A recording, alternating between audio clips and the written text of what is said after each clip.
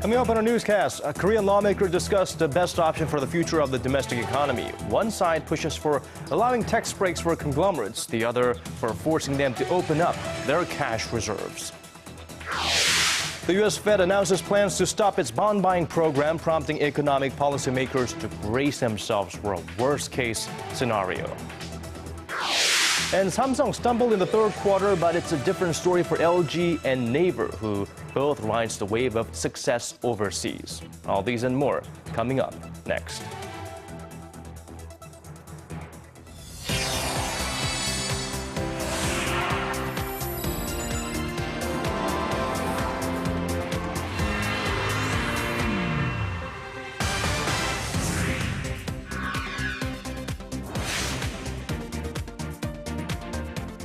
At 6 p.m. on a Thursday here in Korea. Hello and welcome to Early Edition at 6, live from Seoul. I'm Daniel Choi. And I'm Hwang Ji-hye. Thanks for tuning in.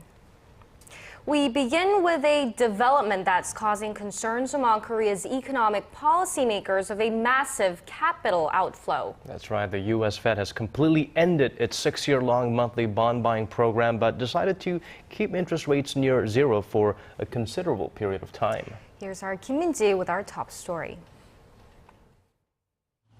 It's official. The Federal Reserve has called time on the quantitative easing stimulus program it started in 2008 during the global financial crisis. The widely expected decision came at the end of a 2-day meeting of the Federal Open Market Committee in Washington. In a statement released Wednesday, the Fed said there has been a substantial improvement in the outlook for the labor market, and the broader economy has grown stronger. The Fed also expressed confidence the gradual economic recovery in the U.S. will continue despite a global economic slowdown. With the focus on achieving maximum employment, the U.S. central bank said it will maintain the 0 to 0.25% target range for interest rates for what it called a considerable time. It added that a rate hike could take place if the committee sees progress towards its employment and inflation objectives. However, experts point out that uncertainties will linger because of the vagueness in the term used by the Fed. Perhaps until the December meeting, we are going to see this enhanced volatility, because now there's going to be speculation about what are they going to change the considerable time language to. Once they give us a little bit more guidance and specificity with that, it could actually tamp down some of the market volatility because there will be less guesswork involved. At its highest point, the central bank was pumping $85 billion a month into the financial system. It started cutting back on the program in increments last year as the economy steadily picked up. Since the program's introduction, the Fed has made more than $4 trillion in bond purchases. Kim Min-ji, Arirang News. Staying on the economic front, the sales numbers of major Korean companies in the first half of this year dropped for the first time since 2009, right after the global financial crisis. A Bank of Korea report shows that the sales of the 1,700 companies the central bank surveyed went down 0.7% in the January to June period from the previous year. The biggest drop came from companies in the electronics and shipbuilding industries. In the same report, the central bank said that more than half of the operating profits of Korea's nearly 16,000 corporations came from the top 30 companies last year. The BOK analyzed that the growing polarization among companies will have a negative impact on employment and facilities investment. But the country's biggest smartphone maker recorded disappointing profits in the third quarter, tumbling to their lowest level in more than 3 years. Samsung Electronics admitted miscalculating its handset strategy and vowed to better its lineup. Shin Se-min reports. Samsung Electronics came out with a damage report from its slowing mobile business. According to its final earnings report from Thursday, its third quarter profits came in at $4.4 billion, down a whopping 60% from a year earlier. It's also the lowest quarterly profit since the second quarter of 2012. The mobile sector led the losses. Its reported operating profits of $1.6 billion, a dramatic drop from the over $6 billion in the same period last year.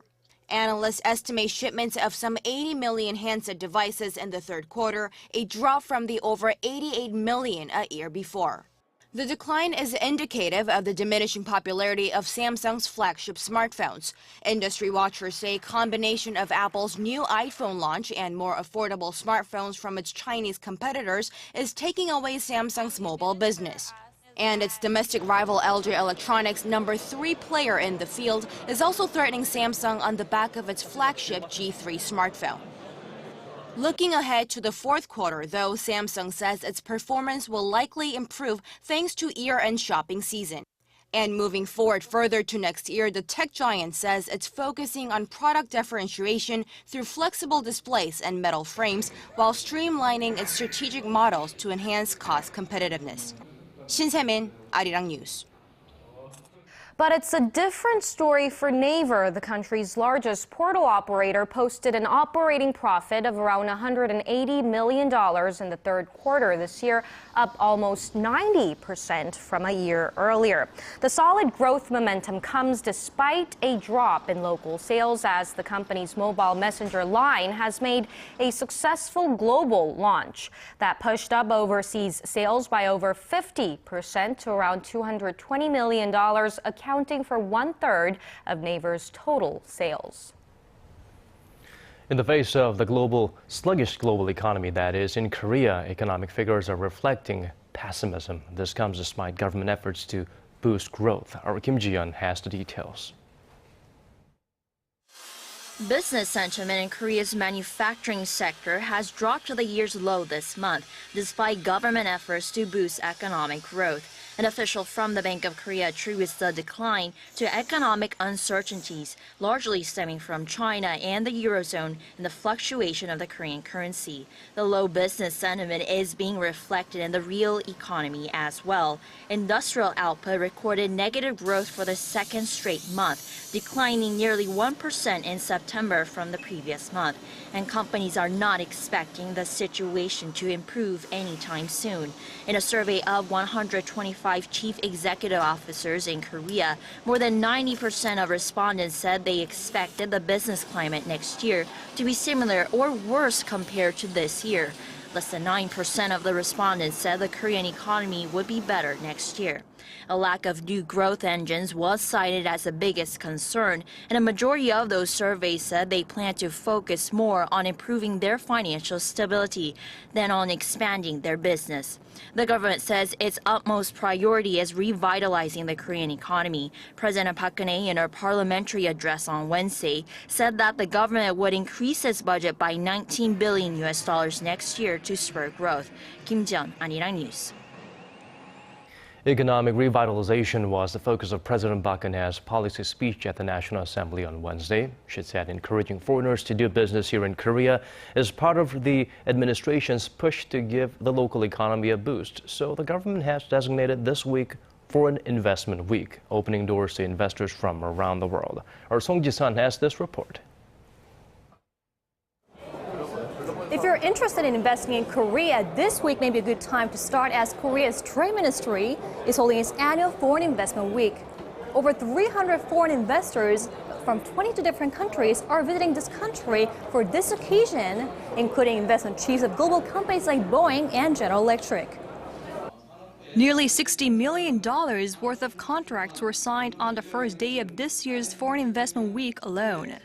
Visitors were also introduced to prospective sectors that could benefit upon implementation of Korea's free trade deal with China and shown ways to incorporate Korea's advanced IT technologies into their businesses. My focus is in the startup companies, high-tech startup companies. And if you take a look at a lot of the ideas and that are emerging from the Korean market, it's just incredibly amazing to see what the younger generation is starting to develop. The market's huge, and they're looking at opportunities going globally. Later this evening, Seoul's Trade Ministry will be hosting its annual Foreign Companies Day at COEX. At this year's event, Corning will be receiving the most prestigious Gold Tower Order of Industrial Service Merit for investing an accumulated $2.5 billion and creating jobs for over 3,000 employees, while at the same time helping Korea earn its reputation as the world's leading display maker. Song Ji-sun, Arirang News. And Korea posted a tourism account surplus for the first time in 28 months, apparently thanks in no small parts to the growing number of Chinese visitors to the country. Data compiled by the Central Bank and the Korea Culture and Tourism Institute shows that foreign tourists spent a total of over $1.7 billion last month. That's up 35% from a year earlier and a new all-time high. Chinese tourists accounted for almost half of all foreign visitors to Korea in September.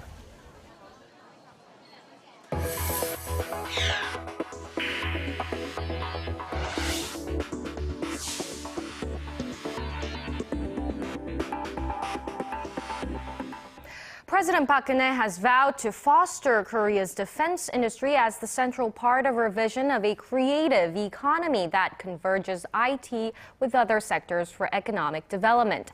At a ceremony to mark the deployment of Korea's homegrown FA-50 fighter jet, President Park said the combat plane is the product of cutting-edge science and technology that will create some 27,000 jobs and have a ripple effect of $7 billion. Adding that Korea has proved its excellence in the field, the president anticipated that the fighter jets will help the Korean military enhance its operational capabilities and efficiency. The FA-50 is capable of carrying up to 4.5 tons of precision-guided missiles and launching strikes under the cover of darkness thanks to its night vision imaging system.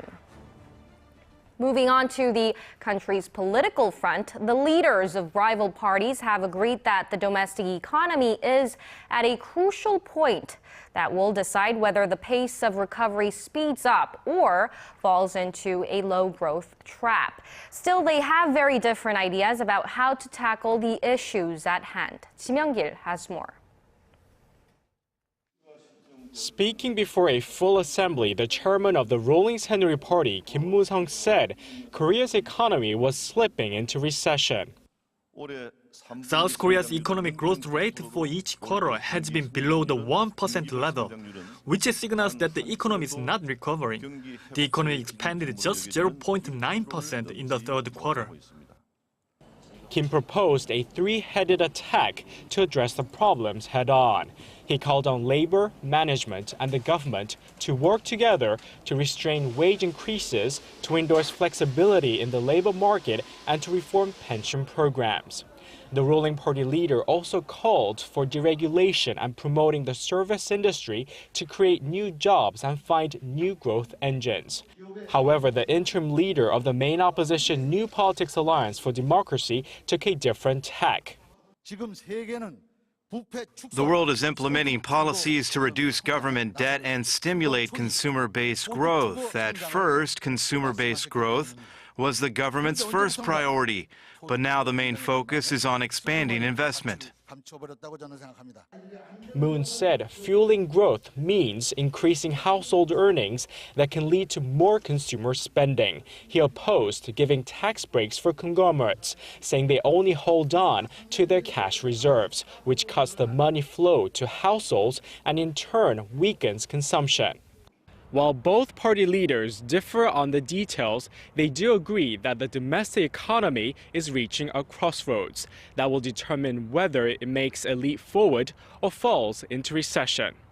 Regarding North Korean affairs, the interim chief of the opposition stressed the need for dialogue and called for lifting sanctions on the North, claiming it was the biggest obstacle to improving inter-Korean ties. The ruling party chief made no mention of North Korean matters in his speech.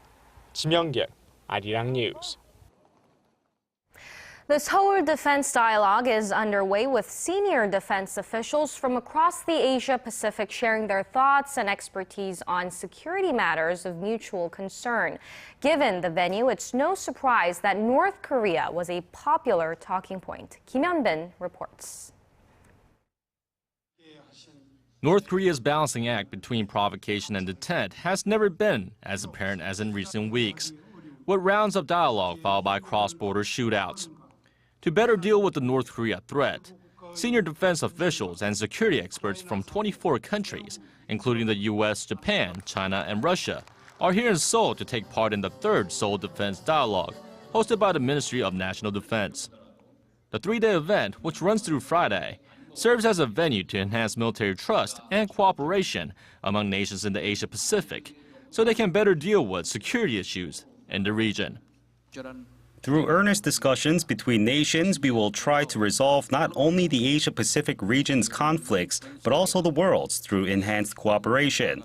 I'm looking forward to the many key ideas that will be addressed here. Reunification, military confidence building, and defense cooperation topped Thursday's agenda. Representatives from the United Nations, the European Union, and NATO were also on hand to provide insights. That no region is alike, no countries are alike, and so what worked in one region may not work in another region. But it doesn't hurt to look at other regions to say what actually did work. Where do we have hotlines? Where do we have advanced notification of maneuvers, for example? That is something that is not endemic to one region, but that's really endemic to something that could be a military cooperation. And that is something that we can learn from each other and that we can copy from each other. The Seoul Defense Dialogue not only builds trust among countries in the Asia-Pacific region, it also creates consensus on the need for the unification of the Korean Peninsula. Kim Hyun-bin, Arirang News. A young Army conscript has been sentenced to 45 years behind bars for bullying a junior-ranking soldier to death back in April. A Korean military court said the Army sergeant, known only by his surname Yi, bore the most responsibility in the death of his 23-year-old comrade who was killed in repeated blows to the chest. An investigation showed that he had been severely bullied on a frequent basis by members of his own unit. The court's ruling, however, is far more lenient than what Army prosecutors were seeking: the death penalty. 5 other soldiers who took part in the bullying were also sentenced this Tuesday, with 3 of them getting between 25 to 30 years in prison. And a glimmer of hope in the global effort against Ebola. World health officials say the outbreak in Liberia appears to be on a decline, but they caution about too much optimism, saying the battle at large is far from over. Our Connie Kim reports. There's a glimmer of hope in the fight against Ebola in Liberia, the country hit hardest by this latest outbreak.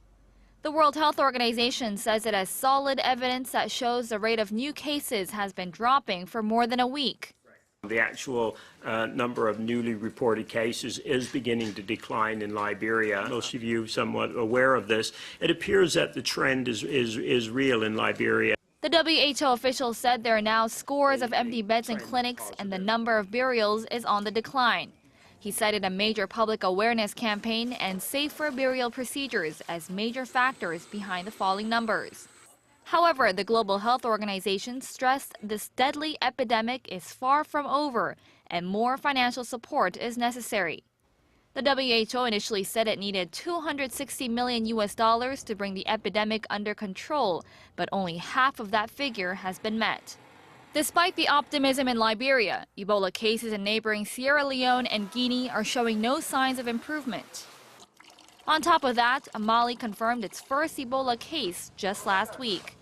The WHO says there have been about 3,000 new reported cases of Ebola since last weekend, bringing the total to more than 13,000.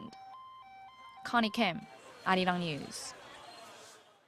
A video of a woman walking the streets of New York City has gone viral for a reason. In it, she is subjected to scores of catcalls by men on the street over the course of the day. The video, which can be found on YouTube, is part of a social media campaign calling for an end to this kind of harassment. Our Connie Lee reports. What's up, girl? How you doing? Hey, beautiful. This is a hidden camera video shot all around New York City. How you doing? It shows 24-year-old Shoshana Roberts, an aspiring actress wearing jeans and a black t-shirt, walking around the city and receiving all kinds of comments from random men on the street. Smile. At one point, a man even follows her for up to 5 minutes. In just over 10 hours, Shoshana had to endure more than 100 unsolicited comments. The video is a public service announcement made in partnership with nonprofit firm Holla Back, which hopes to combat the issue. Street harassment is sexual harassment that happens in public space. So we're talking about groping, stalking, public masturbation, verbal comments that happen on the street, even gestures. Since it was uploaded on YouTube on Tuesday, the video has been watched over 10 billion times and received over 50,000 comments.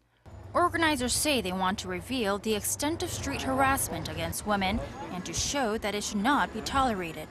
Hollaback estimates that up to 90% of women experience some sort of street harassment at some point in their lives. Connie Lee, Arirang News. Many artists attempt to bring awareness to Japan's sexual enslavement of Korean women during wartime while creating an opportunity for victims to heal. And today marks the opening of a movie that shares the story of one former such victim and survivor. Im Yoon-hee tells us more. Kim spent most of her life in China. Now she's an old woman, but she's hiding a dark secret in her past. A secret about how she was taken from her home in Korea and ended up in a foreign country all by herself. Kim was a sex slave taken by Japanese soldiers during the war, and she flashes back to her treacherous journey in the movie Tuning Fork. The issue of the sex slave grandmas is something everyone should know about, so this movie was created upon profound meaning. Kim is played by actress Eo-ki, and her younger counterpart played by Yoo. And though it's been decades since the end of the war, Kim is still stuck in China.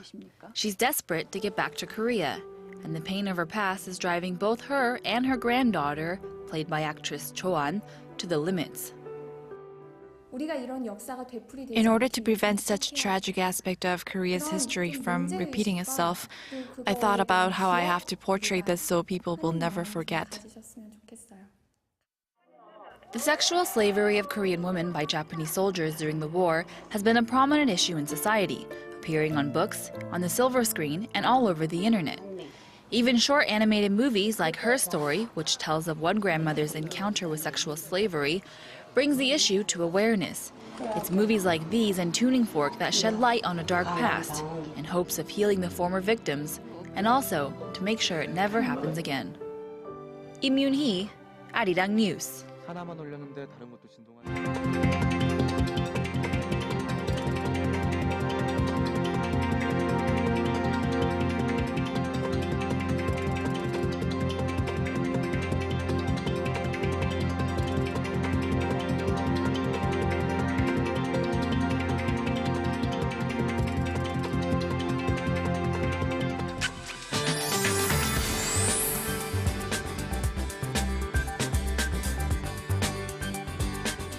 It was a mild day here in Seoul, but I hear that rain is on the way. Rain, the natural phenomenon, precipitation, not the artist, right? Yes, of Well, course. for more details, we turn to our Michelle Park. Michelle?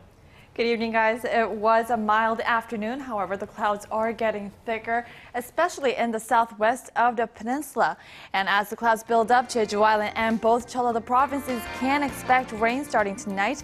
The showers will then expand to the rest of the southern regions by tomorrow, eventually spreading through the whole nation, entire nation by Saturday with chances of thunderstorm. And between 20 and 60 millimeters of precipitation are expected on Jeju Island and in the southern regions, while other regions, including Seoul, can expect up to 10 to 40 millimeters through Sunday, so make sure you have an umbrella with you all throughout the week. And to our readings for tomorrow, Seoul will start off the Friday morning at 12 before reaching up to 18 in the afternoon. Meanwhile, the southern cities such as Daegu and Busan will reach up to 15 and 18 degrees. Now moving over to other regions, Jeju Island will see up to 21, while Dokdo drops to 18, while Mount Gyeonggang hits 17 degrees. Well, that's all for now. I'm Michelle Park, and here's a look at the weather conditions around the world.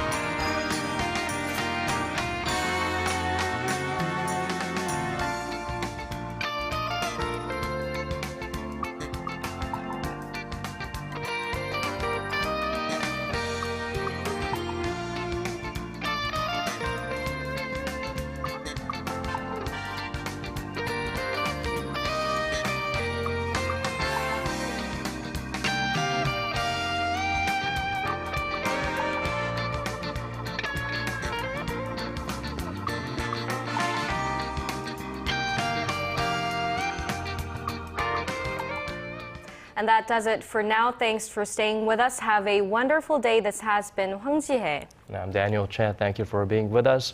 Ji and I will be right back here, same time tomorrow.